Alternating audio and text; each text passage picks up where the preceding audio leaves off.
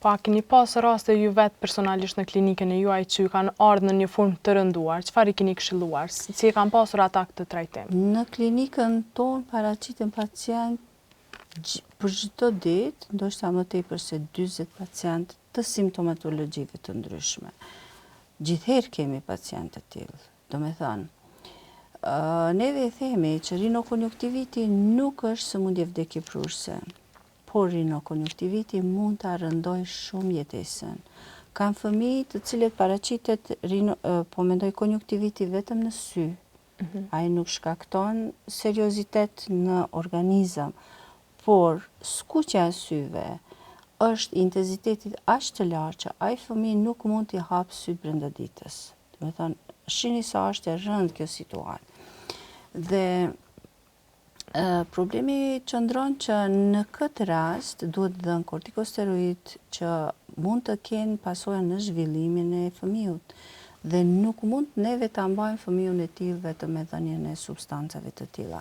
Prandaj po them, kjo simptomatologji, edhe pse nuk është serioze në kuptimin e rrezikshmërisë për jetë, mund të jetë simptomatologji e cila e rëndon përditshmërinë tonë deri në shkallë të tillë sa që pastaj mund ta çojë edhe në rrezikshmëri jete, sepse nëse kemi të bëjmë me një atak astmatik, siç është frymëzënia, kolla, mosmbushja me frym, sidomos është e ashtu quajtura thunderstorm astma, do me thënë, është ataku astmatik i cili paraqitet në ndryshimet klimatike para dhe pas shiut, sepse lagështia në ajër ndikon në bymimin e polenit dhe pastaj ai shpërthen më lehtë.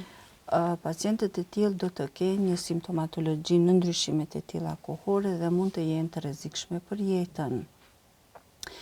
Ekziston problemi tjetër që unë e potencoj të polenozat, që polenozat na e kanë çrregulluar jetesën edhe kanë çrregulluar jetesën e pacientëve tanë, kuptimin që paraqiten disa alergjen të cilët shënohen si pan-alergjen.